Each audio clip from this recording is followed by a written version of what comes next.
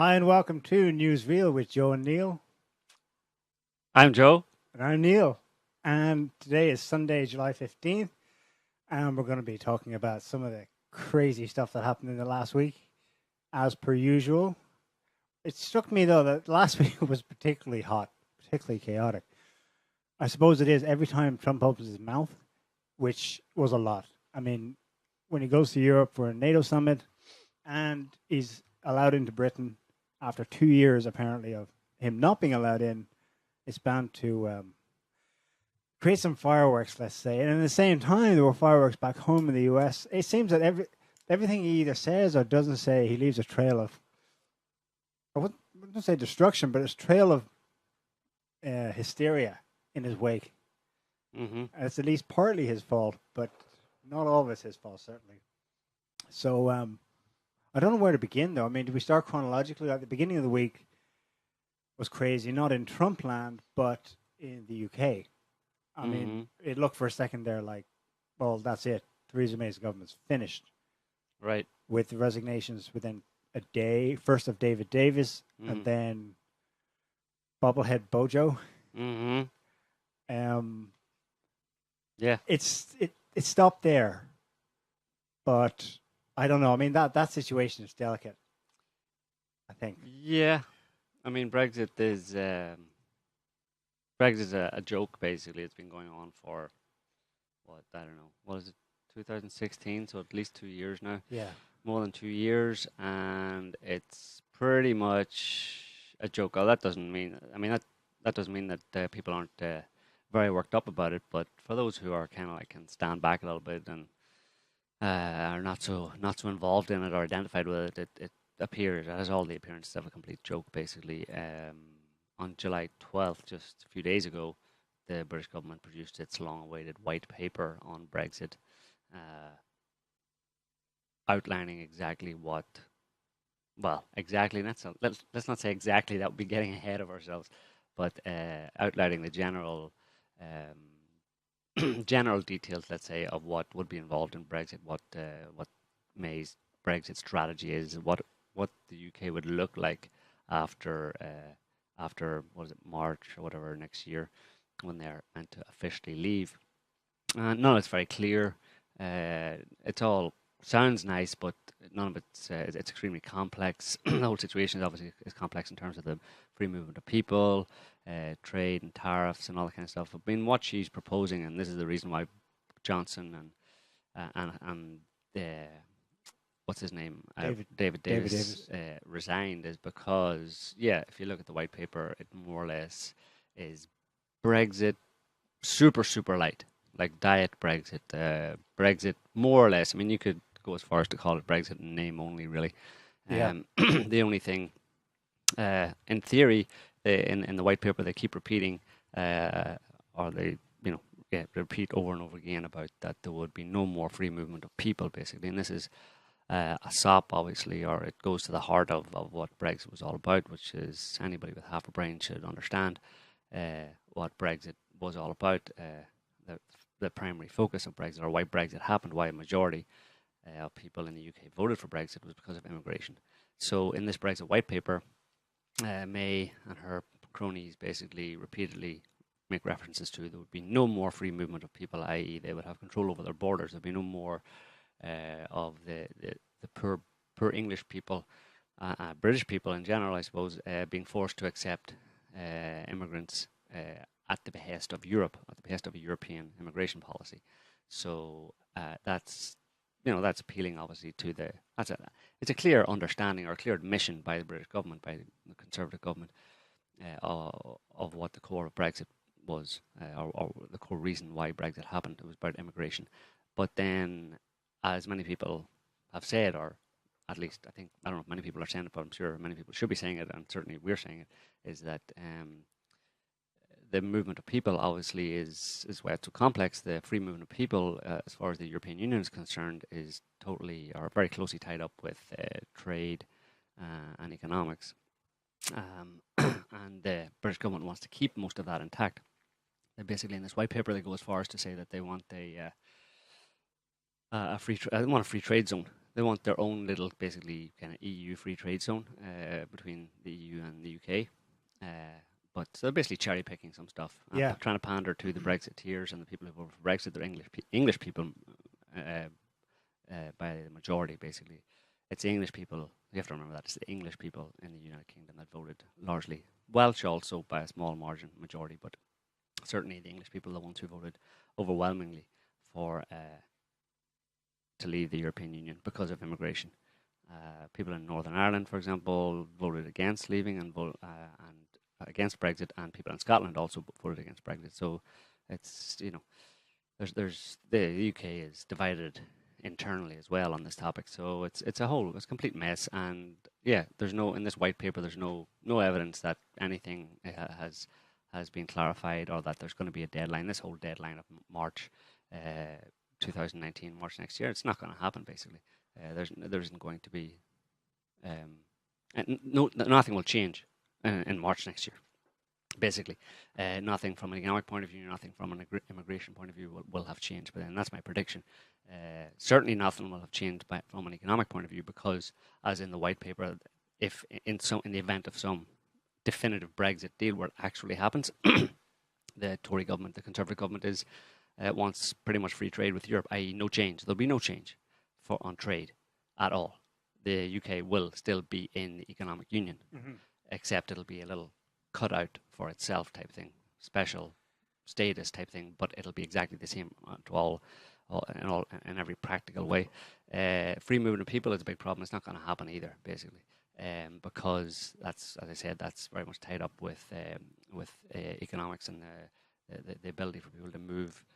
If, for example, the British government keeps this a free trade zone, that means that British companies and English companies in Europe, their status won't change, and European companies in England and the UK, their status won't change, which means those people have to be able to travel back and forth, their families, all that kind of stuff. It's just extremely complex, and that's the general response to the white paper, is that it's unworkable, basically. Not only will it not keep the people who want Brexit happy, it does not satisfy people in the EU. It's basically, from the EU's point of view, it's cherry-picking versions of the EU or aspects of the EU that suit the Brits and the Brexiteers, while rejecting others. And the Tories have always been like that. Yeah, cherry-picking. I mean, they had a special status before this happened. Well, with the currency, with the currency, of course, but there are other countries that are not in the Eurozone as well. That's not what I'm talking about. It's specifically there was a special reimbursement to the UK. I mean, they complain about how much they have to contribute, but I think they had already negotiated, going back to Thatcher's time, a special set of rules that apply to the United Kingdom.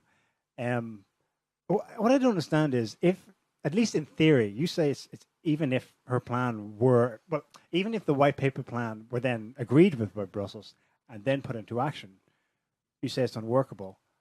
I don't understand, though, that if they hit on the gist of the issue, that they want to stay in Europe and get the best of it, but it's immigration and the free movement of peoples they don't want. And Theresa May made a stop to that in the white paper by saying, accept that part. Why did Boris Johnson, the Telegraph, and many others turn around and say treason? Johnson said this means the UK remains a colony of Europe. Yeah. Because of the whole package, basically, it doesn't give them, because it's not just for Johnson and little Englanders like him, or kind of old school imperialists like him. They really like the idea of Great Britain, basically. Like, he's a throwback. Boris Johnson is in a stuffed shirt, snobby English twit, basically. Who's an anachronism, basically. He's better suited to. I mean, Trump said that he'd be a great Prime Minister of the UK. He'd be a great Prime Minister of the UK in 1820. That's when he'd be a good Prime Minister of the UK. So he's an idiot, and he likes the idea of the heyday of the British Empire and all that kind of stuff. And so Britain going it alone and being a great power again, rather than just one of 28 or 29 or 30 or whatever EU nations in an EU superstate, is not his idea of Great Britain. There's nothing great about that. It's little lackey Britain, And so him and people like him and there's people like him among the population. In fact, probably I'd say the majority of the English population would lean that way as well. You know, they've all been brought up on rule Britannia, Britannia rules the Wales, rules the waves. Britain's never rules shall the be Wales too. rules the Wales as well. Yeah. Britain's never shall be slaves and stuff like that. I mean, that's what many English people are brought up in, and it's part of their DNA basically. And it's only the smart ones who can leave that behind, you know, and most of them can't. So they're really, the English people are really susceptible to this harkening back to the heyday, like I said, of the British Empire and the UK being great again, all that kind of stuff, and that's part of it as well. So it's not just about immigration. Immigration was the really sore point, but there's other aspects that are very appealing to those kind of people as well, which is basically getting rid of Europe. I mean, they've always looked down on, you know, the English have always looked down on everybody else on the planet, basically, for the past 300, 400, 500 years. So they still do so. It's part, like I said, it's part of their DNA. So yeah, I think it's always been, for a big section of that population, there's always just being a member of the EU and all the things that came with it was a bit of an insult to them, you know. And certainly when it comes around to a possibility or an opportunity to regain their independence and their greatness, a lot of people would support it, you know. So yeah, it's a joke. The whole thing is a joke, really, and it's, you know, I'm quite happy about it. You're happy about it. Yeah. It's a stunning situation. I mean, Theresa May is supposed to have said to, in the meeting with the first thing that happened was last Friday. The Tory MPs get together. They do it on a regular basis, but they got together here to discuss the white paper. And supposedly there were only 6 dissenting voices out of 100 and 200 MPs. I'm not sure. And so it went well, and Boris and all the others, they said, okay, very, very good. But then when she announced, not quite published the white paper, but announced it on Monday, Boris Johnson was ready and waiting for his resignation. He made a great big show of it, where he had the Telegraph come in, take a photo of him about to sign the document, I resign. That was the headline of the Telegraph. So clearly there's some political shenanigans going on there. Of course, the rumor was that Boris Johnson is setting himself up to be the next prime minister in waiting. That, you know, those rumors flying still are that Theresa May will be possibly subject to a vote of no confidence. Yeah. But I wonder, I mean, I suspect that the appearance of consent, at least just among the Tories themselves, is in part because of the reality of the situation they find themselves in. Even though they may grandstand politically about treason, betrayal, about being a colony of Brussels, they have enough political and therefore economic nous to understand this situation is just from every angle they're completely hemmed in. Theresa May supposedly said to the Tories as a rallying cry to get them to support her white paper, you know, if we don't get this through, and if you don't stand behind me on this, Jeremy Corbyn is going to be the next prime minister. So they're beset from inside, they're beset from the outside by Brexit, with the European Union. And then Trump comes to town, top it all off, and he wades straight in there and says, in front of May, in 2 reporters, that she did a bad deal. I would do a better deal. Yeah. If anyone lets a deal go on this long, they've done bad, and it's never going to turn out right. Yeah, I mean, his point is that he from his perspective, he wants, he would like to see the UK separate from the EU, because his major problem of late anyway has been having the bureaucracy, European Brussels bureaucracy basically, and the blocks that are there to, protectionist blocks basically within the EU to against you know, being exploited from a trade point of view, or not even be exploited, but just it's very protectionist basically. And Trump wants the EU would like to see European countries, we would like to see the EU broken up basically, but so he could then strike individual deals with individual countries. So that's why he's very much pro Brexit, and why he said to May that she did a really bad. She wasn't pursuing the art of the deal there. You know what I mean?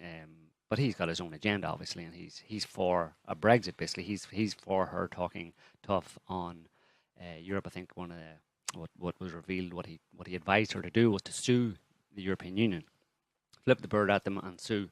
That's Trump's policy. But he's like, again, nobody should take his advice as nobody in the UK should take his advice as being impartial. He's got his own agenda, you know.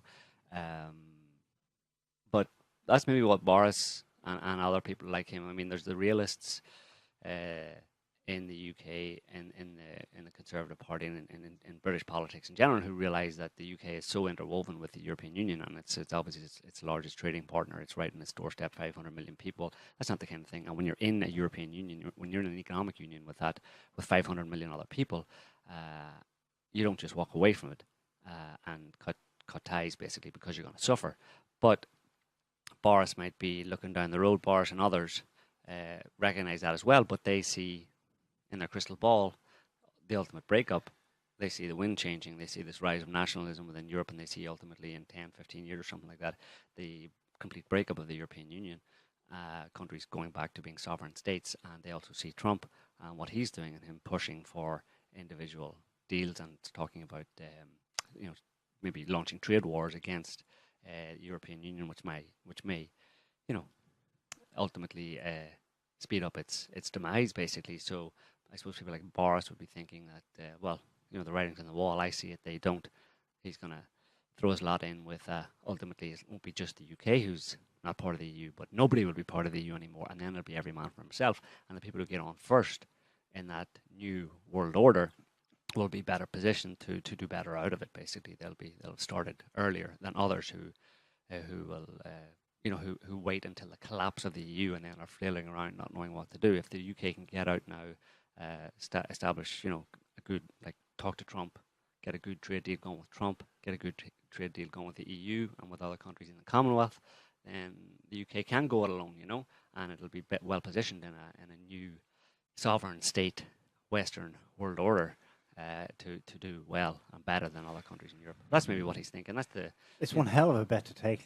Yeah, but it's quite possible. It's realistic. Obviously, the EU is, well, you've got the rise of nationalism and populism in Europe, and that doesn't seem to be showing any sign of going away. So it's possible that if that spreads, that ultimately, you would have. I mean, it would only take. You have a first few dominoes to break up the EU. There's a few obviously economic factors, but also if a few of the bigger states in the EU break away, and do it successfully, then you really would have a domino effect where that would kind of be the end of it. It could happen a lot faster than people think. Basically, you have to remember the EU is very young anyway, from a historical perspective. So it's not like it's some centuries or millennia old institution. You know what I mean? It's 50, 60 years. Yeah, but then same could apply to NATO. It's not that well, that's the point. No, NATO's in the same. But that's what they're screaming about Trump about. He's breaking. But in a certain sense, if the two go together, the EU and NATO. If the EU breaks apart, then NATO breaks apart as well by definition. Because basically NATO is like the military wing of the EU, or the military version of the EU, which includes America. So if you have nationalism, you can have nationalism at the political level in the EU, and you can have nationalism at the military level as well. Obviously, the two go together. People start questioning, well, if we're not part of the EU anymore, why would we be part of NATO? Especially if there's other alliances to be made. If there's everybody needs, in theory, all countries need some kind of a protector. Certainly in the modern era, that's been the case. The US, whatever. But now Russia and China, they're slowly coming online as potential other alternatives or alternatives to NATO as protectors of countries. So, it's all basically been thrown up in the air. The whole thing's just opened up over the past few years. And it's all Trump's fault, sort of. Or Russia's fault, depending on... Well, it's not actually Trump's fault. Which do you think is the fake news? Yeah. Well, actually, it's the fault of the West. It's just that, and maybe it's no one's fault. Maybe it's just part of a natural... It's a structural fault. Yeah. Like an earthquake fault, Well, yeah, or not... Or it's more like... it could be more like just part of the natural order of things, that when political systems, large-scale political systems on the planet reach a certain point or certain conditions are right, then it always kind of changes, in one way or another, But it's very unique this time in history as well, obviously in terms of technology and all that kind of stuff. And so it's uncharted waters, but certainly... it's basically it's a new era is beginning, and the US was the let's say got passed the baton by the British Empire, and it continued on in the same torch of freedom. Yeah, and it continued on in the same mold, of ruling the world basically. But that kind of system, that kind of global empire and the age of empires and stuff, really only applied to a certain era, and it primarily was an era when there was a lot fewer people on the planet, drastically fewer, maybe 20, at least 80% less people on the planet. You had pretty much very limited basic technology, and also mass communication was not really a thing either. I mean, under those conditions, you can have an empire, an old world empire, but the world has rapidly changed in the last 100 years, and right now the world is dealing with those rapid changes, the effect of those rapid changes, and one of the effects of those rapid changes seems to be that old school empires just don't work anymore. Right. Because we made this point before, but the spread of technology is key in all of this. It basically raises countries up.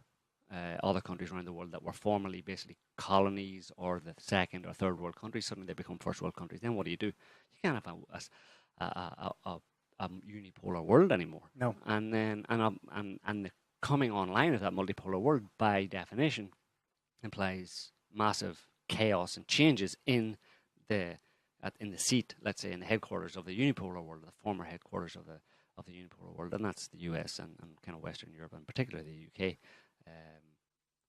So yeah, the old school empire. I suppose it was united. Obviously, it was united by cultural and more simply racial connections. I mean, right. If you have a colony that becomes a nation state and it's substantially made up of your settlers, there's grounds there for sustainable, long term, let's say forever, imperial / federated relationship between them. Mm-hmm. But something like the modern configurations, like the European Union, NATO, they're based more on ideological foundations. Right. And how sustainable are they? Really, it's the underlying cultural ones that will speak.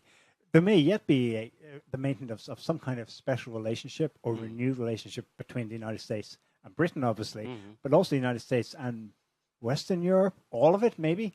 In its current configuration, the common ideology. I mean, you have to look at history and remember that we're not so. People don't change, and politics don't change in essence, and politicians and people in general don't really change over the course of history.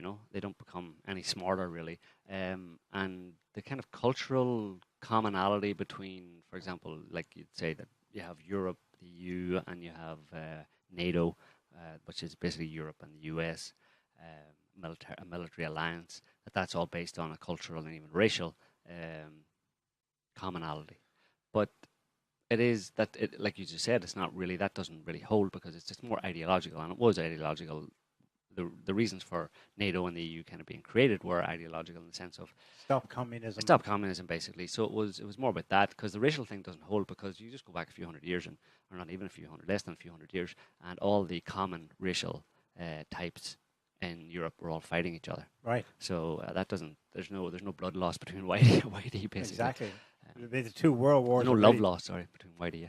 Yeah, the two world wars are really two European wars, and that supposedly underpins the ideological basis for European Union. Never again, there shall be no war. Yeah.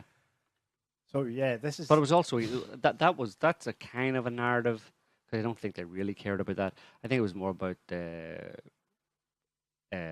providing, in a certain sense, in the context, because it happened right in the middle of or just at the kickoff of the Cold War, right, when communism was a threat. So it can't be divorced from that, the idea that let's get Europeans together and stuff. Of course, it was just after the Second World War, so okay, let's stop Europe having wars again. But certainly there would have been considerations of creating an economic bloc out of Europe. It's a relatively small landmass with a large number of people. So and to align it with the US obviously was involved or party to the creation of the EU, and didn't really complain about it too much. So I think it was seen as, I mean, for people who want power, basically, who would like to concentrate power into the hands of a few people, the European Union was a good course to follow. So there are different reasons for it, but certainly I think it was to try and turn the EU, Europe as a single kind of, in theory, cohesive racial, ethnic, cultural group into a major world power.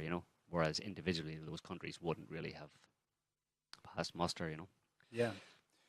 about 5 months ago, the new U.S. ambassador to Germany, Yeah. peeved off his hosts by speaking up or encouraging them to speak up, basically Well, far right populist movements and Yeah, nationalist movements. he in said he Europe, wanted to empower them. to empower them explicitly. And you called it at the time. You said he's not just speaking for. He's obviously speaking for Trump. Trump is trying to break up the European Union. Well, he would like to. He would like to. Well, there's another explicit articulation of it. Just came out June 29th, Washington Post headline. It's based on leaked, apparently part of what was discussed, leaked conversation between Macron and Trump when Macron went and had his bromance with Trump in March or so.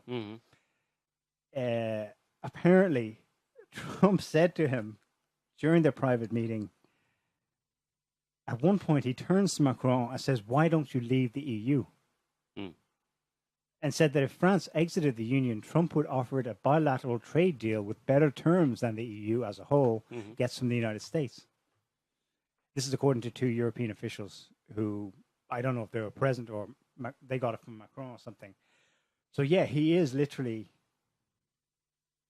going one-on-one. And we also think, I'm not sure if it was said, but I think he was also saying the same thing to Merkel. I mean, yeah,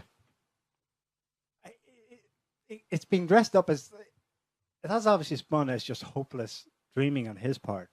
That it portrays his ignorance of how the world works, because the European Union is, you can't just go in and say, let's do a bilateral deal. But Trump is showing, yes, actually, you can just go in and do that. Now, nothing's sacred. Right, nothing's sacred. But it's nothing sacred anymore, like, what if you can Well, just... Trump's a pragmatist, I mean, you can call him what you want, but he's obviously a pragmatist, and he has a good business acumen or a good business sense. And he just sees the world through a lens of a filter of business. Is this good business? Is this a good deal? And you can laugh at him for it, but that's basically what the world, money makes the world. That's how it actually works. The world turns because of deals being made in business. People are focused on business and making money and stuff, and that's what his focus is. And arguably, he's, from the perspective of someone, a president or leader of the US who would do the best by the US and, well, what's the best by the US? Let's say the best, most people would say the best by the US is more money, more jobs, more prosperity, basically. Well, then Trump is probably the best person to represent America, if that is what most Americans want.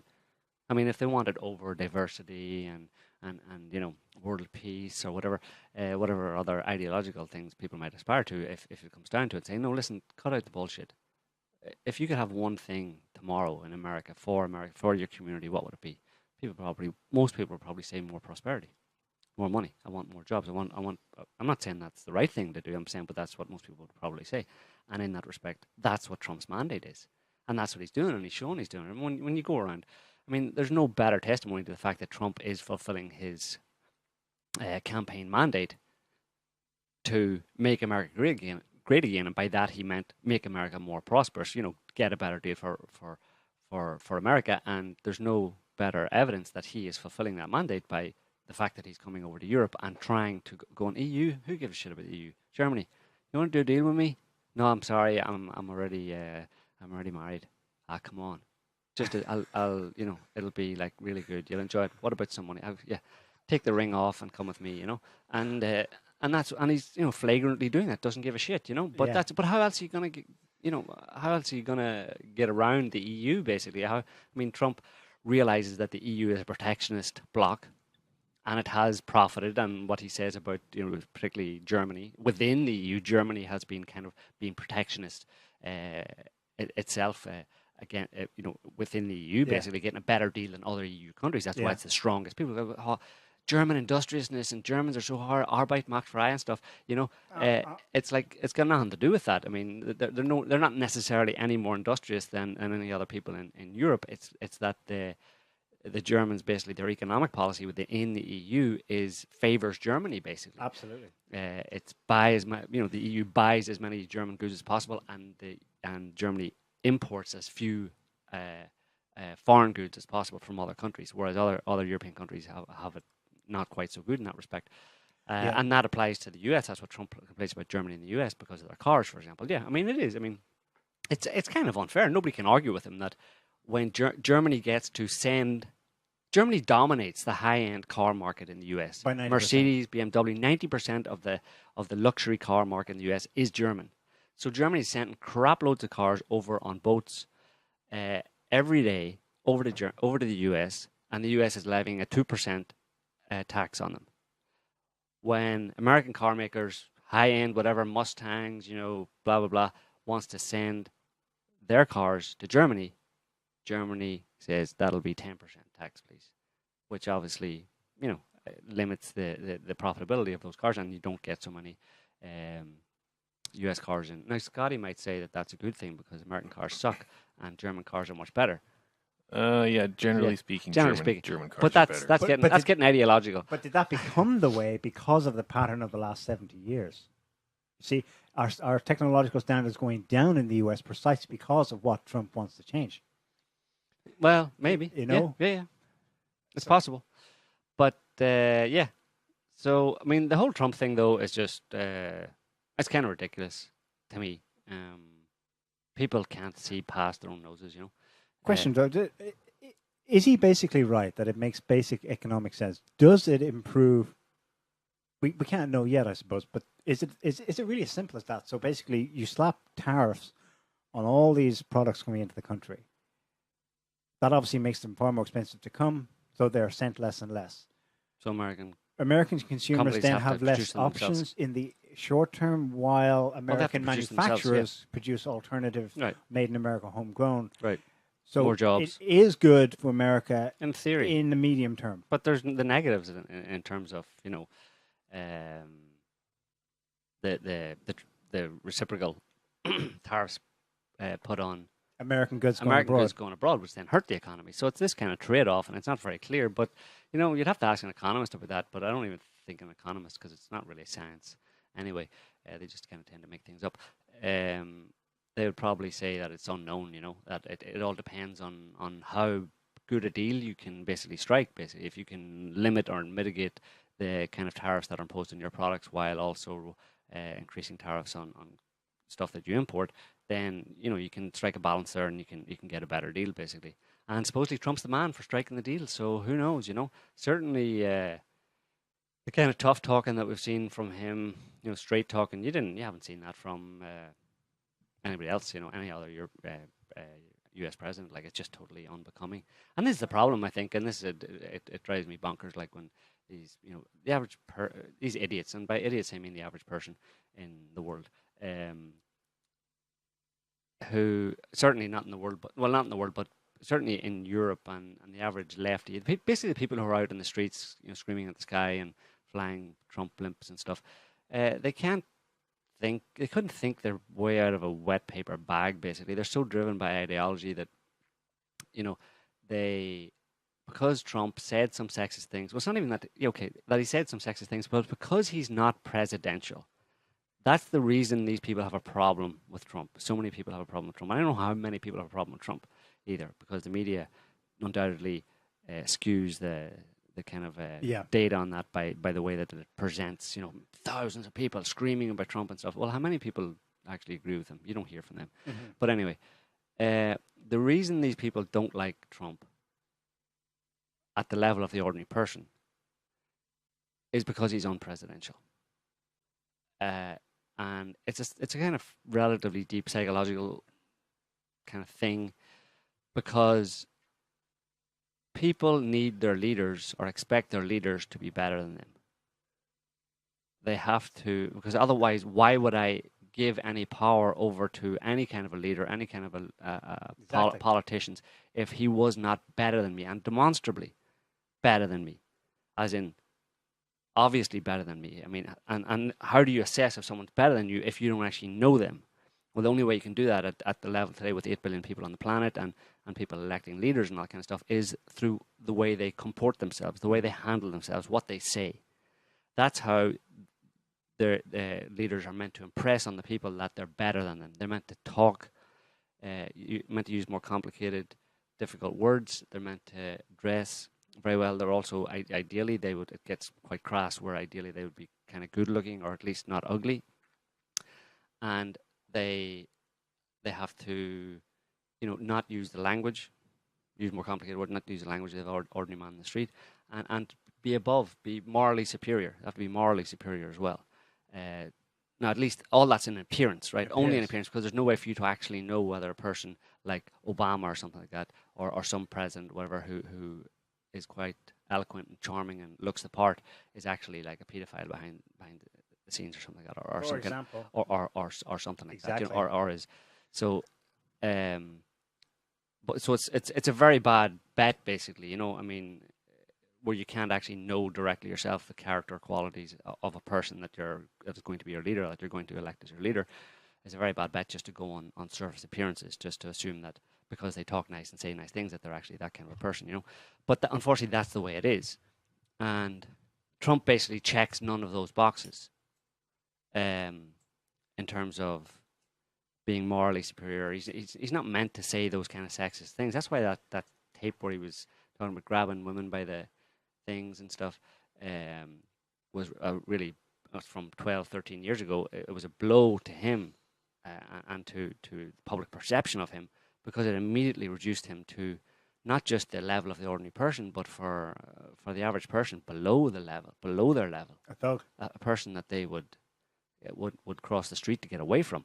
So this is the source of all of these people's problems with Trump. Really, that's and it's just reaction. They wouldn't be able to tell you that's the reason, but that's the reason basically. They use narratives to explain, well, he's this, because you go and ask people protesting, why are you protesting Trump? He does bad things and he's sexist and we don't like things like that, and he's not the kind of person that we like in this country, because he's not a good person, because we don't like him, because he's not a good person and we don't like Trump, and that's why. Well, thanks very much. That was a very good answer. It went into a lot of depth, but they don't know it themselves, but that's the reason, and that's fair enough. But they should at least understand that that's the reason, and then they should, if they understood that the reason they don't like Trump is because he's not presidential, they could then go, well, but is that actually that important in this day and age, that a person, given what we know, given what people should know about the ability of people to pretend that they're very that they're moral people and have very high standards and stuff, and actually they're the opposite behind the scenes. They're just doing that for public consumption. Because, after a certain number of generations of human civilization, leaders and people in general realize that you can bullshit other people.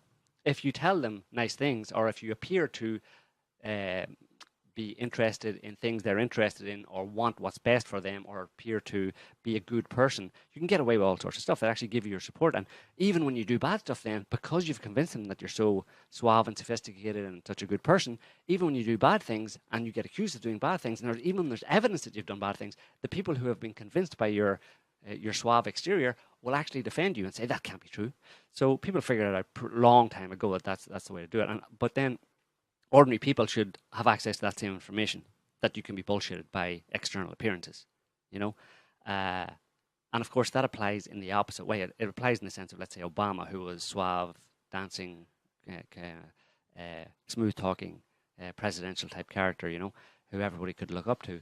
It applies that behind the scenes he dropped more bombs than Bush, the supposed warmonger, and him and his Secretary of State oversaw Hillary Clinton oversaw the destruction of Libya, deaths of tens of thousands of people. He also oversaw the beginning of a phony civil war in Syria, where he was basically arming and funding and training jihadis who slaughtered hundreds of thousands of Syrian people. So that's the Obama. That's the truth about Obama. Wall Street, no problem. Right. No questions. So that's the smooth, suave exterior of Obama, looking presidential. He's actually a kind of a warmonger and a war criminal and a murderer behind the scenes.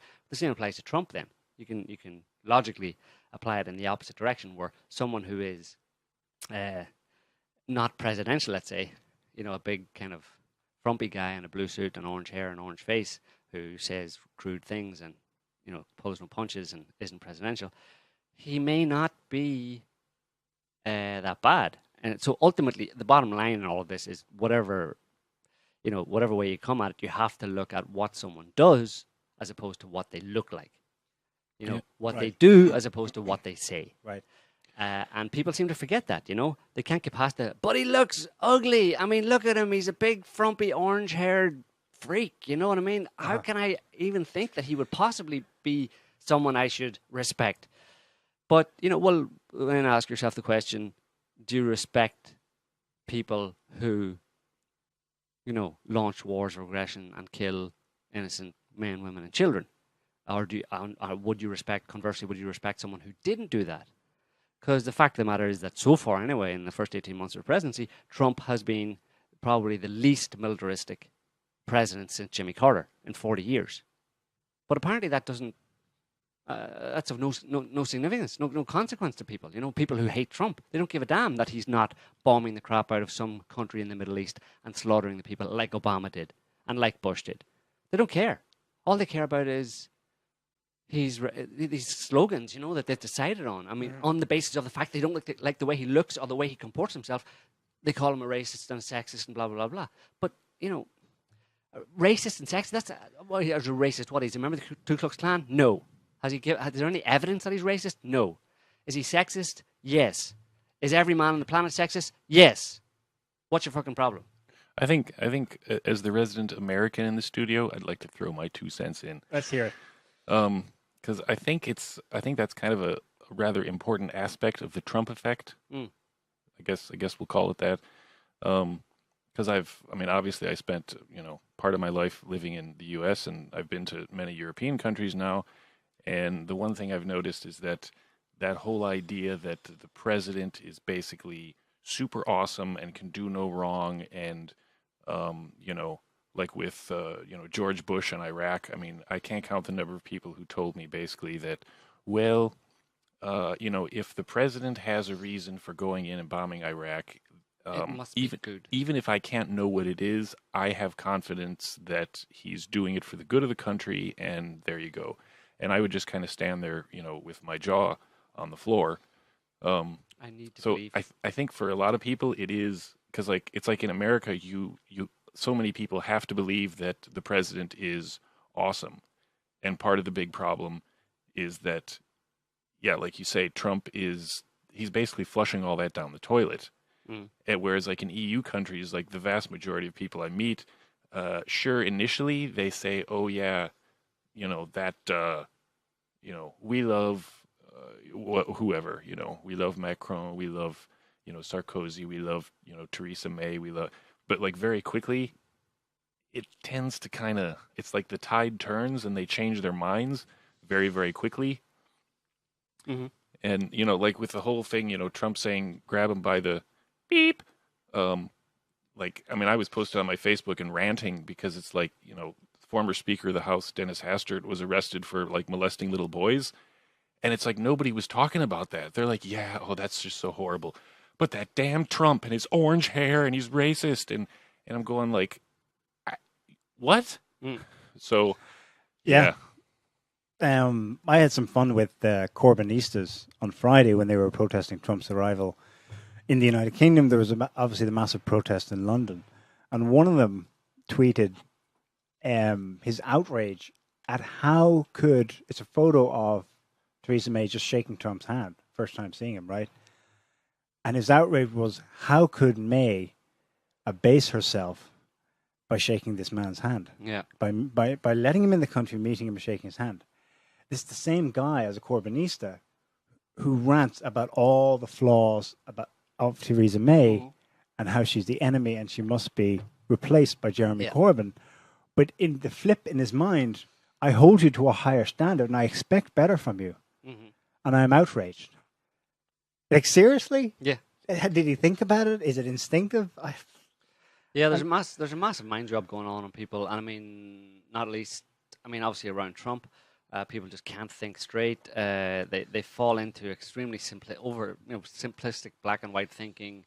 They completely miss the nuances of the situation. They miss the historical context, and most importantly, they miss the kind of geopolitical context of why they hate Trump, or why Trump is being portrayed in this way. They think they see him as he is, but actually no. Obviously, the people are influenced by the media, and he has been portrayed since day one in a negative light. By who? Well, by the media, but also by people in the let's call them the deep state, as people refer to them, but, the Washington, the US establishment, the kind of unelected government, the behind the scenes, the career diplomats, the intel agency types, have been out to get Trump from day one. So there's two levels to this, There's the public, and they fit very well together, and both of them have been manipulated and pushed on people,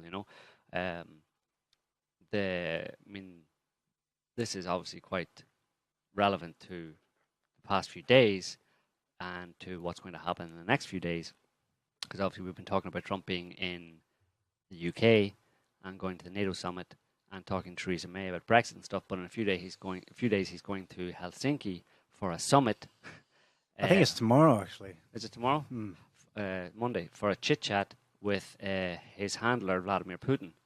Where he'll obviously get a very big spasiba and a big check, and he'll be sent up to a room to relieve himself on some ladies of the night. That's what's going to happen in the minds of Right. the Western media and many people in Europe and around the world for some bizarre reason. The guy's been, if you think about it, he's been vilified and defamed, and more so than any president, really. Even more so than Bush. In a very because with Trump it got very, very personal. Bush was accused of being a warmonger and blah blah, and even Tony Blair. But Trump, it's got extremely personal for him. And he hasn't changed one bit. No, it doesn't seem to bother him, but, I don't know what that means, but I'm assuming it might bother him a bit. But anyway, so Putin and Trump are going to meet tomorrow for a summit. They're going to discuss stuff and what's going on in the world,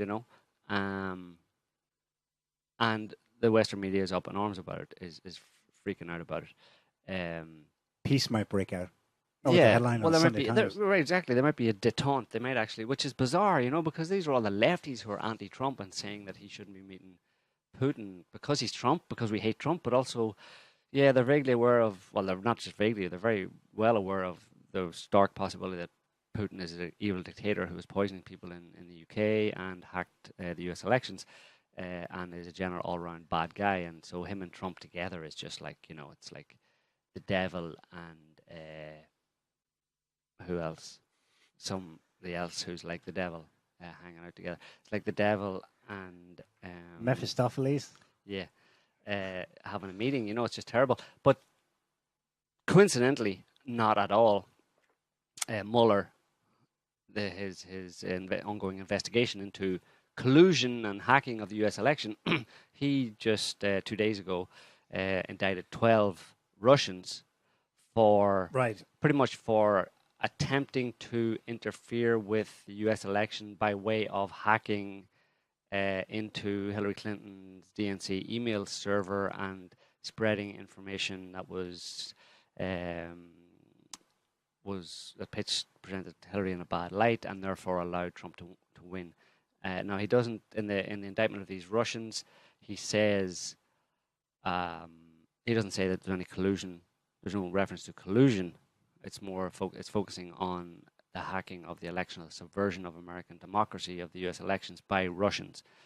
So his focus all along has been to get Russia, obviously. But at the same time, then the media, it's like a tag team operation going on where the deep state, as represented by Mueller, their agenda, their geopolitical agenda, quite clearly, and this is what people miss all the time, what they don't understand, which would put everything in focus and allow them to see things in a much more level-headed way, is that everything that's been going on with Trump and Russia over the past number of years is of a peace type of thing, and it's being spearheaded by the U.S. establishment, the kind of intelligence agencies and career civil servant, politician type people who basically are defending. It's an existential threat to them.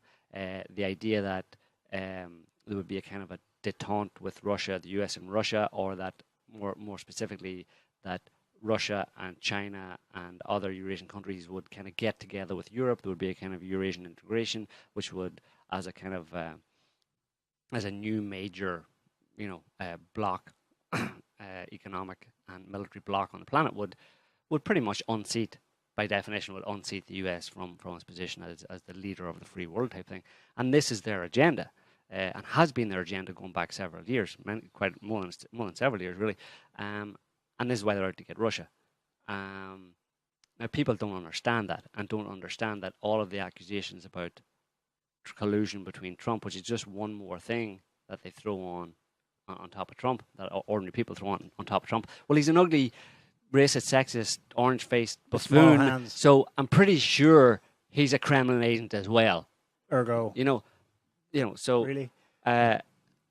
But it's obviously, the geopolitical context is very important, why this Mueller investigation, which is defaming and besmirching Trump and presenting him as a lackey of another country who's completely anti-American. That's part of this geopolitical war that's been fought primarily between the US and primarily Russia. So just a couple of days ago, Mueller indicts these 12 Russians, just a couple of days before Putin and Trump are going to meet. Really? Coincidence? Don't think so. No. But Mueller's basically pulling those out of his backside. Yeah. They don't exist. I mean, the 12 Russians are GRU, which is Russian internal or Russian intelligence operatives. People who in the know, people in intelligence who have worked in intelligence in Western countries have responded to that by saying, this is horseshit. How does anybody question how he knows that that the people behind this hacking of the servers and also of it was primarily focused on hacking, but also in other ways kind of like contacting people under pseudonyms and stuff, contacting maybe this guy Jim Stone and stuff like that. Roger Stone, sorry. Contacting them all with the purpose of just interfering in some way with the presidential election. Now, how they know? They have no way of knowing that these identities, which were faked identities, are GRU officials. But in the indictments, they specifically say, 12 specific GRU agents working for Russian intelligence, operating out of this office in this floor of this building on this street in Moscow. And it's like, what the hell are you talking? You're full of horseshit. I mean, that's absolute bullshit. They named them. I won't give you the 12 names, but they gave their real names. Right. I wonder if that was outing them, or if they are operating or working and known to work under their assumed names. But if that was outing them, there's going to be a backlash. There may be, but they probably have the names of 12 people who they are fairly sure work for Russian intelligence, and they just pulled those out of a hat and said these are the 12 guys. How do they know? Because in the indictment itself, it's all anonymous. Right. We'll never know how they know, because the evidence for naming these 12 people remains classified. But it's not. There is no evidence, is the point. It's an indictment. So Right. It's not actually evidence. That's the whole point. And these people will never appear in court, and evidence will never be presented for this accusation. So it's complete and utter nonsense, because and it's only understandable in the context of, like I was just saying, of this geopolitical war that the deep state or the Washington establishment or the US kind of deep establishment operatives or have been waging against Russia. And in that context, yes, anything basically is permissible in that war, because it is an existential war for these people, because they're afraid of being unseated from the position as global hegemons. It's an existential war, and everything and anything is permissible. The only thing that's not permissible, the only limits to what they will and can do is the limits of credibility and technology. Everything else they will and can do. And it was obviously timed with the summit in mind. What was it, 2 days ago? Yeah. Right. That's done obviously right, with the summit. because But also with Russiagate hearings, which have exploded back home.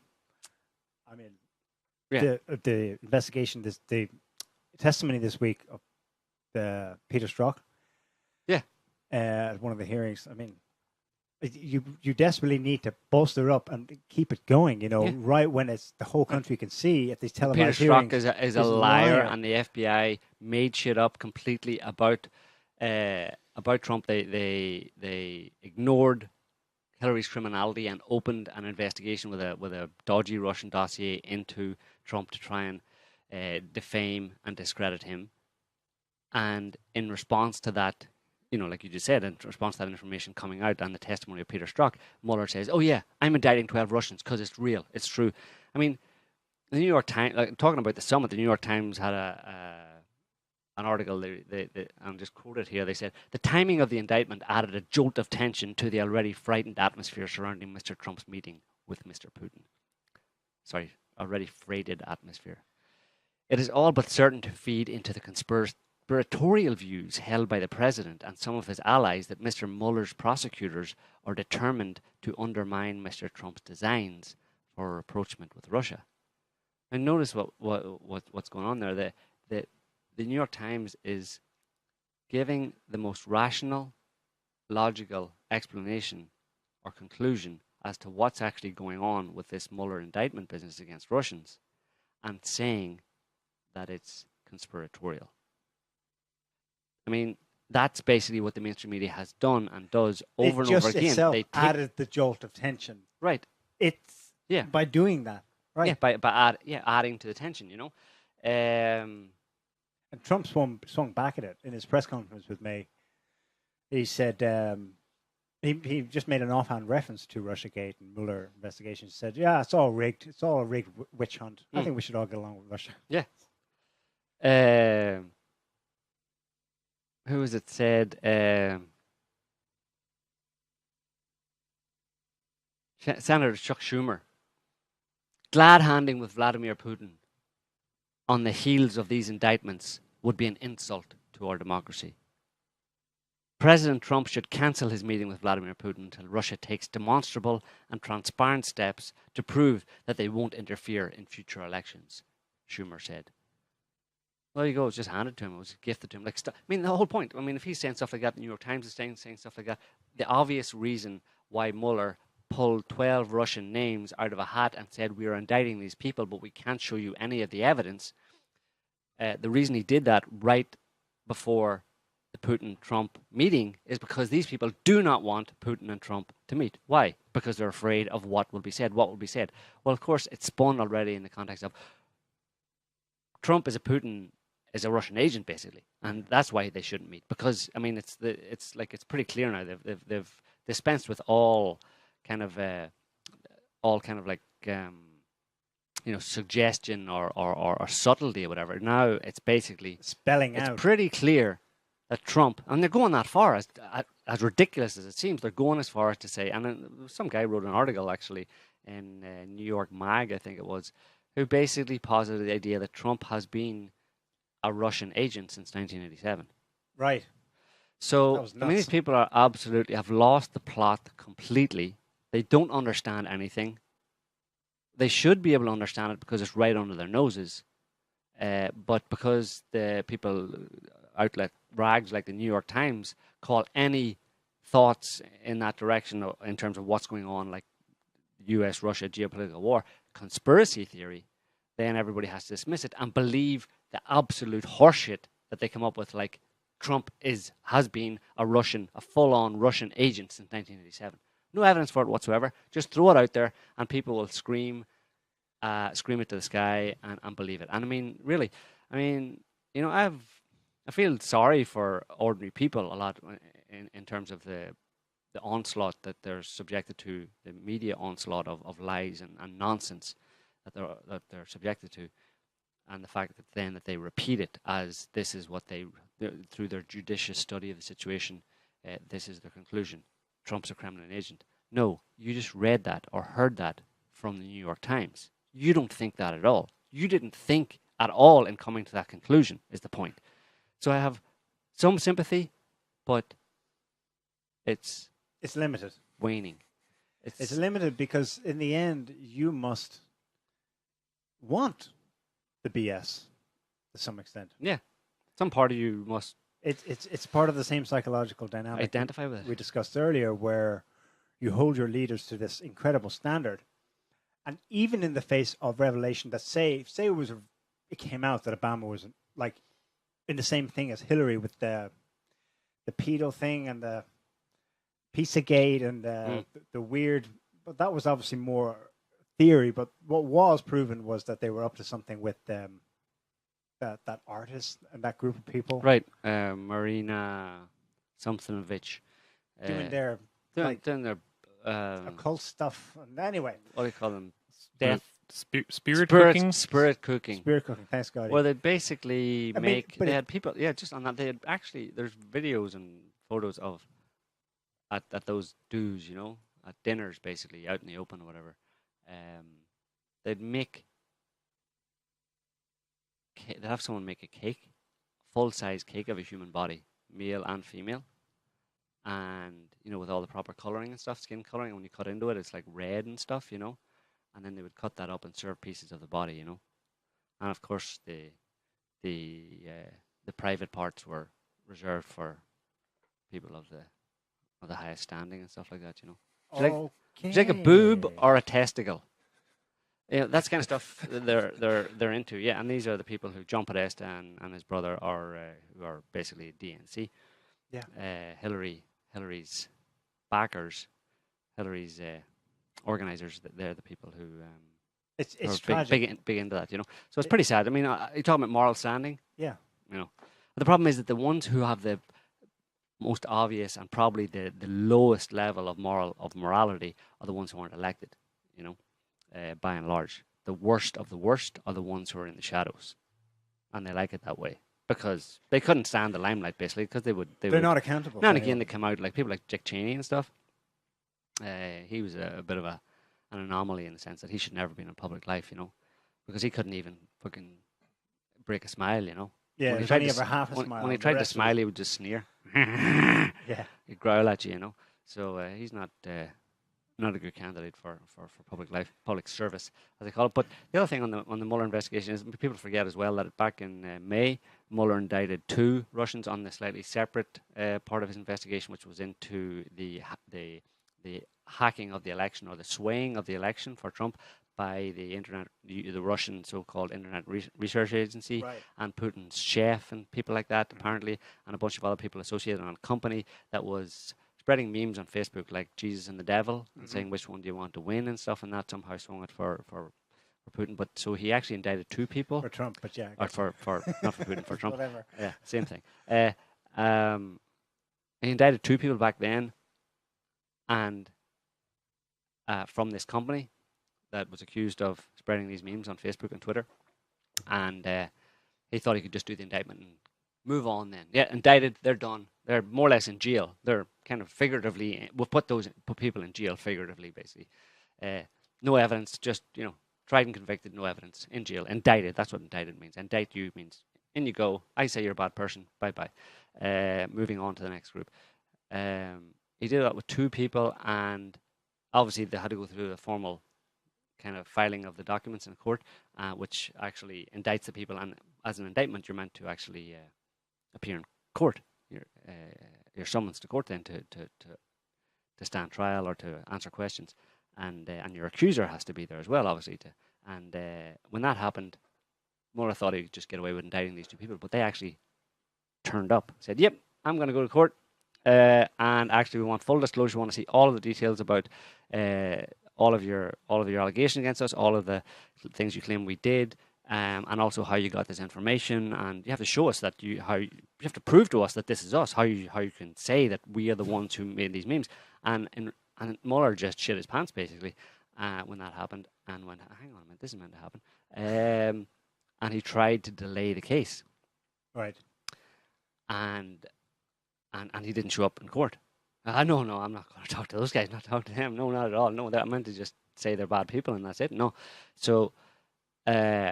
And then the judge said, no delay, we're going to carry on. So I think just recently they were, there were filings, I don't know if they appeared in court, but, they have lawyers working for all stuff. Yeah.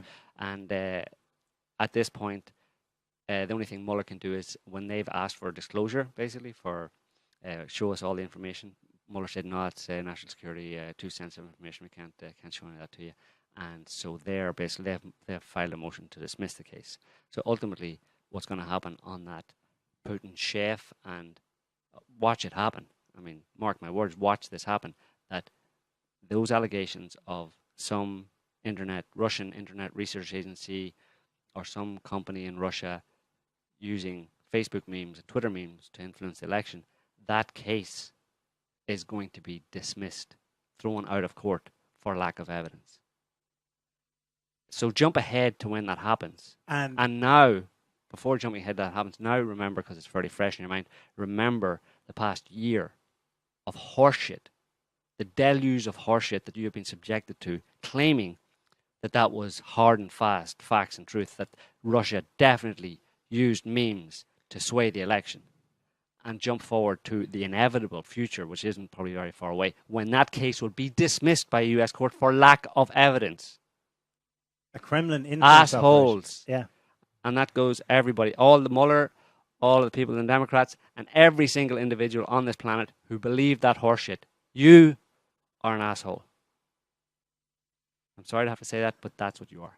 It's going to be you breaking the news, because I'm afraid the media will say nothing about it. No, It never people won't hear happened. about it. But they'll still be assholes.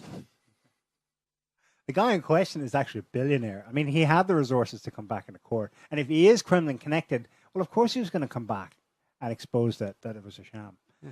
Yeah. But in the end, I think these guys don't care, because the point is to have something in the news to keep it rolling. It's just like this current indictment with these next 12 people. Mm. It's baseless. It's going to be proven to be baseless, but it's the news value of the dynamic narratives as it unfolds. What's happening next? Crap. He's going to meet Putin. Right, we need something now. Right. On a different but related subject, the Novichok stories kept ticking over this week. I know it's sort of disappeared, but there's one update. British detectives investigating the two people, one of whom has died, allegedly by this nerve agent, but the woman has died in hospital. They said they have found a small bottle, apparently a month after the fact, during searches of her house. And scientists have tested the contents of this bottle and confirmed that it is Novichok. Yeah, that's just about as credible as... Right. So a month later, you find a bottle in the home, which you missed, the first 10 searches? And the bottle is literally a small vial of Novichok, and it says Novichok on it. Where? In whose home? In the home of, I think it was the man, actually, in Charlie Rowley's home. So what's it doing in his home? The home of the homeless guy. Yeah. What's it doing in his home? 10 miles from Portadown. What's it doing there? What's the narrative? The Russian KGB agents, KGB because they're still KGB because it's still, they're still communists. So the Russian KGB agents came over to the UK with vials of Novichok. They went into this homeless guy's squat where he was shooting up heroin, and they hung out with him for a while, and they dropped a vial of this very, very important Novichok stuff that's deadly. They just dropped it there and walked away, right? They didn't take it with them. They left it in somebody's house. That's the narrative. We're left to guess because they don't tell us, because the next paragraph immediately says police are still looking into where the bottle came from and how it came to be there. See the kind of horseshit that we have to deal with that passes as responsible journalism or responsible government or a serious investigation. We actually have to stomach that. I mean, it's a massive insult to everybody's intelligence.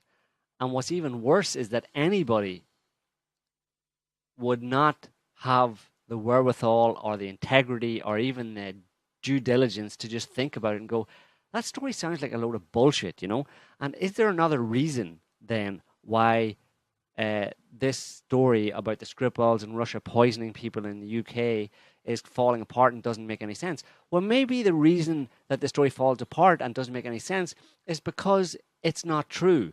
Oh, okay. Well, maybe. So if it's not true, that means that somebody's lying about Russia. Now, why would they lie about Russia? Why is somebody... Just follow the effing logic through. Why would they be lying about Russia? Why would someone want to lie about Russia and the Russian government at this high level and defame them at this level of public discourse and smear their names across countries and continents, basically around the world? Try that. Why would anybody do that? Obviously, if someone is doing that, they've got some reasons. Then follow it through. Is there something going on with Russia and the way Russia is under Putin that it seems to be at least a very serious threat to people in Western countries, that they would make up stories like this about Russia to try and smear and blacken Russia's name? What is it about Russia that threatens or scares these people so much? I just took you through 3 simple steps of deductive reasoning.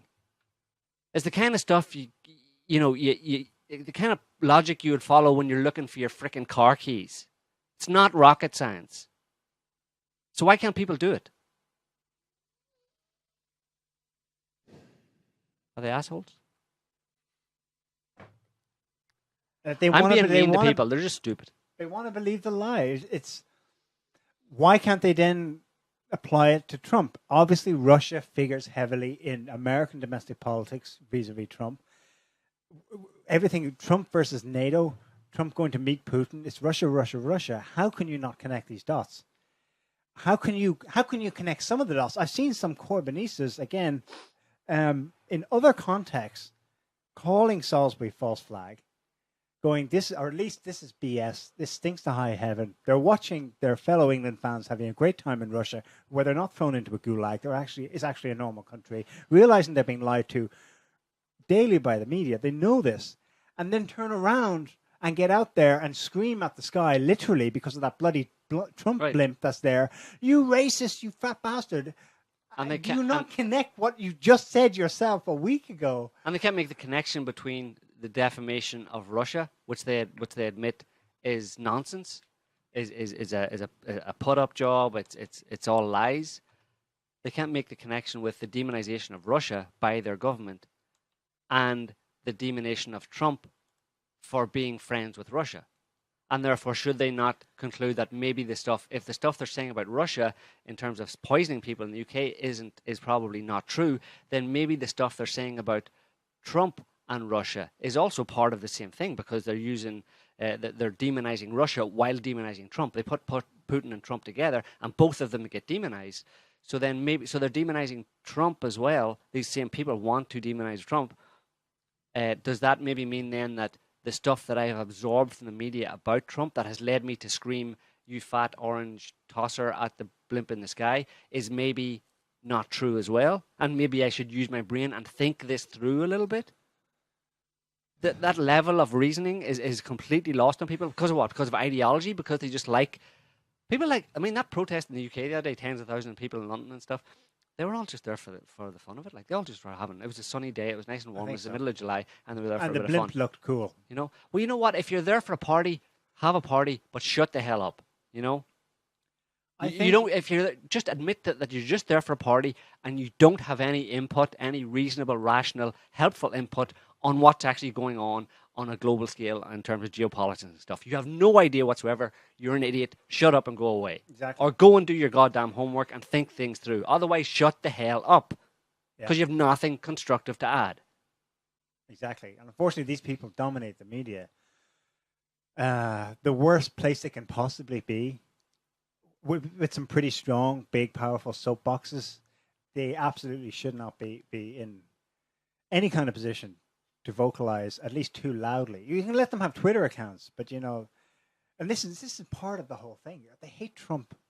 One thing they do connect at least reasonably well into a coherent argument is they go, well, you see, Trump's an authoritarian. Putin's also an authoritarian. Even if there's no actual evidence that, you know, they're working together in some way, they get the same kind of vibe from both. And they'll throw into the ring Orban of Hungary, Le Pen in France, a string of others. They're authoritarian. And I'm thinking there that there is something there that they recognize and that they instinctively, maybe intellectually even, don't like. And I think it's something roughly like this. They fear a tyrant, and it's greatly exaggerated in their mind, but they fear a tyrant, in quotes, let's say, because he or she will come in and clamp down in step or overnight their ability to get on those soapboxes and have a lot of fun with what they're doing. And it's taken to the extremes where, you know, it's gone so crazy that we've had the whole transgender issue and transgender toilets and the extreme proliferation of a very, very small minority of people, really, having incredible amount of fun, flaunting, and even, you know, getting laws passed that mandate everyone else see the world as they do. And they fear the tyrant coming in and just at least putting a cap on it, never mind rolling it back to the 1950s, as Hillary Clinton says. Oh, well, all these people, they're just throwback to the 1950s or the 1850s. But people's desire for a leader or their authoritarian follower nature, which is self-evident, is predicated on at least some awareness that people are no good on their own, that they can't handle things on their own, that they shouldn't get together in a big rabble and rally for change and for overthrowing this or overthrowing that. I mean, that's why you have hierarchies. That's why people select leaders to lead them and to make decisions for them, because there's some latent awareness that they're no good on their own, that they shouldn't be allowed to do the thing that you just said they want to do. So it's like it's people have just lost the plot. Basically, it's kind of like it's like some Saturnalia or Dionysian kind of like orgiastic kind of impulse or something for everybody to get in the street and just let it all hang out. Is that what's going on? Because pretty much, and there is an argument. I've heard it said, and it made sense when it was said to me. What all these people are really calling for, not don't forget the words and what they're saying. They're actually calling for authoritarians, in quotes, to come up and put them back in their place. Right. They're all of this is a kind of in total natural function. It's these kinds of people rising up and causing shit because they want someone to come back in and to get them to calm the hell down. At least unconsciously, that would make sense. If you were to sit down and try and psychoanalyze them, that makes sense to me. Forget what they're saying. They do actually want the strong leader type to come in and limit their freedom to cause mayhem. Right, but they have to create the mayhem for the leader to come in and do it. And so they have to wreck society. If you think about it, that is what has happened. There's been mayhem, and along comes Trump. There's been mayhem, and in Russia's case, the mayhem happened in the 90s, but there he is, he came along. In the US, you had Black Lives Matter, identity politics, all sorts of brewing or growing social division, divisiveness and stuff, and then along comes Trump, and a lot of people vote for him. Because they realize... It's a truism that you get the leader you need. Mm. But then people scream and wail and complain about him. At least half of the population does. The ones who want to just let it all hang out. It's not half the population. They'd like you to think it is. Yeah, I don't think it is. No. You think so? No, I don't. Well, in the US, I don't think it is, no. I think it's probably maybe 30-40% maximum. There's another, and I think this is a connected thing, there's another aspect to this. Let's say we don't just leave it at they're assholes, because that obviously... They're monkeys. Can we call them monkeys? Yes, but only insofar as we all have simian genes, all right? So we're all in this together. But they have to recognize the simian genes. Speaking of evolutionary psychology, I go back to what I've thought before. Listen, at this point, there have been so many shocks to the system. There have been so many opportunities for people to wake up, roughly get woke and get the gist of how things are and how things really are versus vis-a-vis how much they could idealistically be. At this point, you either get it or you don't. And I'm quite convinced that what we're seeing is merely the consolidation of the portion of people, however large or small, who do not have the conceptual ability to grok it. They might talk big about international solidarity and humanitarianism and saving the world and saving the planet. They use the terms, but actually their concepts, they don't have the software. Yeah, frankly. well, it gets back to Jonathan Haidt's kind of moral taste buds, right? And there are two basic species. But it's deeper than that, in a sense, deeper than those moral taste buds where, if people listen probably know about that book, what is it? What's the title, Neil? The Righteous Mind. The Righteous Mind, yeah. He talks about, basically the differences in I suppose, the value system of different people, left versus right. But I think it's a bit deeper than that, or those value systems are indicative or point to something else, something a bit more fundamental, and it's people who recognize their station or their position in the grand scheme of things, who have a vague, if only intuitive awareness or subtle awareness of their position, their kind of, let's say, very relatively lowly position in the grand scheme of things. Whereas other people who don't have that ability or cannot recognize that or are unable to recognize that and see themselves as basically potential, creator gods or something like that, or people who basically see themselves. It's a kind of a massive subjectivity in the sense of they only see themselves and they are essentially the center of the universe. They're the be all and end all, and they, especially together in a group of people who think the same way or have the ability to transform society into some kind of utopia. Basically, there's nothing higher than them. There's people who aren't able to recognize anything higher than them, and other people who can recognize something higher than them. And the people who can recognize something higher than themselves know that higher power, let's say, is not to be trifled with. That it can bring on large-scale kind of problems, destruction in society, and you don't want to rock the boat. These other people are just kind of like petulant children in a certain sense, or arrogant teenagers who think they are the be-all and end-all, and they're going to make it all happen. And that, for me, that's kind of like the division between those two types of people, and that's the kind of conflict that's going on today. And that manifests as the ones who recognize something higher than themselves and see themselves, have an awareness of their position in life. They're the ones who tend to be conservative or traditionalist.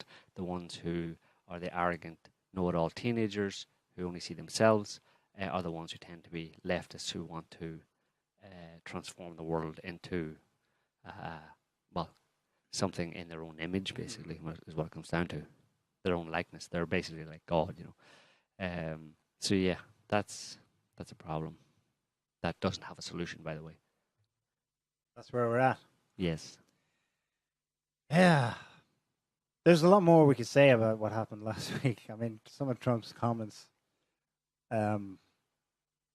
weighing in on his way to the summit in Brussels.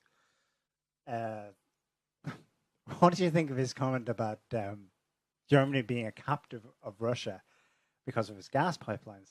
Well, that's one example, and there are several others that we could cite that blow the whole idea of Trump being a Kremlin agent or in bed with Putin completely out of the water. But again, we're faced with this complete inability to look at simple facts and deduce simple conclusions from them. Because they read it in the media, and the media must tell them the truth, and that's all they know, and they don't need their brains, so donate them to science, Basically, yeah. So why would Trump, as a Kremlin agent, take this approach to Russia over Germany, basically trying to stop something, an extremely important economic and strategic project of Russia's, i.e. Nord Stream 2, delivering gas from Russia to Germany. Trump has just taken aim at it and fired. And he's basically saying they need to stop doing that. Russia, that pipeline needs to be cancelled. I mean, that's kind of like kicking Russia in the balls. But he's a Kremlin agent. Oh, but he's doing it, you see, to make us think that he's not a Kremlin. Oh, F off. Just take a fucking hike, People who talk that kind of shit, There's loads of other stuff. Trump, last year, what did he boot out? 60 diplomats? Yes. Although the story is that he was the last to find out about that. Well, whatever. It happened under his watch. He thought it was going to be 6 or something, and it was multiplied. He's in Syria. He's bombing Syria, bombing Duma, firing Tomahawk cruise missiles at Russia, basically at Russia's Russia's project in Syria. He's firing Tomahawk cruise missiles. What part of this is it makes him a Kremlin agent? It makes him the exact opposite of it. It's ridiculous. And as for his stupid claim that Germany, obviously he's just trying to make the point. He's just trying to get people to, agree that, or to trying to sway people to be against Nord Stream 2, calling Germany, what did he say, a colony?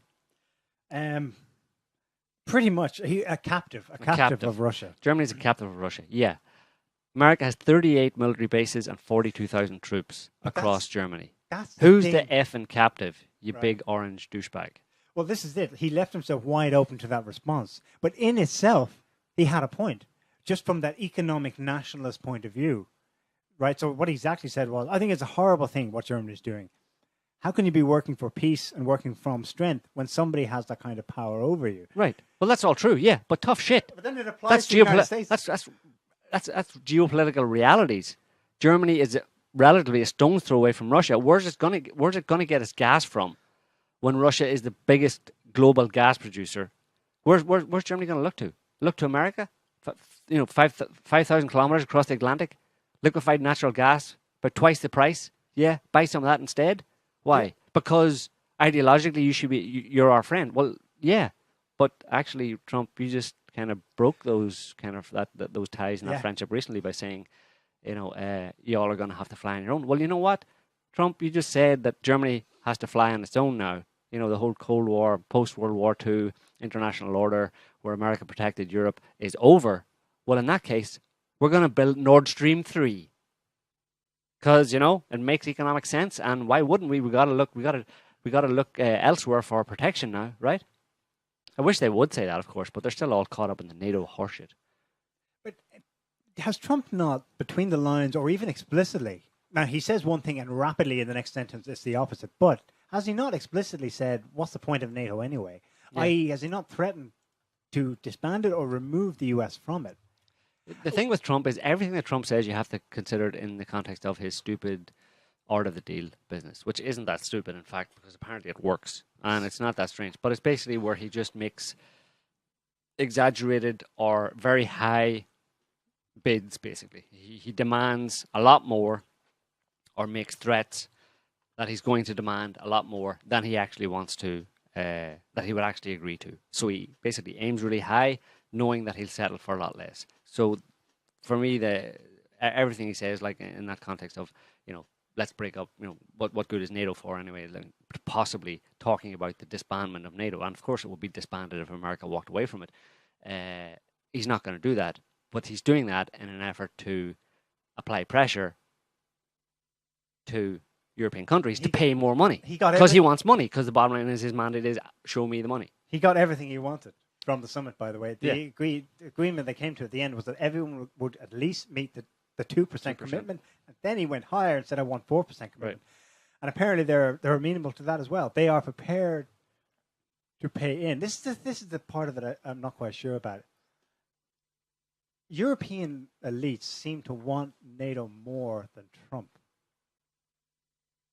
Okay, let's put that aside for a second. That's what it seems at this point in time. On the flip side, if Trump is all about breaking up the EU, and that would pretty much break up NATO, does he want to see those hundreds of billions going to US military contractors from NATO vassals, or does he want NATO gone? You know what I mean?